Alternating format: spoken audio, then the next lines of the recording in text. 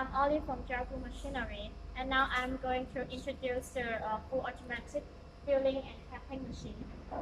This one is made with three parts. The first part is for the conveyor, and the second part is for filling, and the last part is for capping. So, this one is for set the distance between the two bottles, and then this is the two has a model, and it will fill the liquid in the bottle at the same time. And then this one is for the capping machine. And all of these machines are made out of the servo motor. It can make the machines run more stably.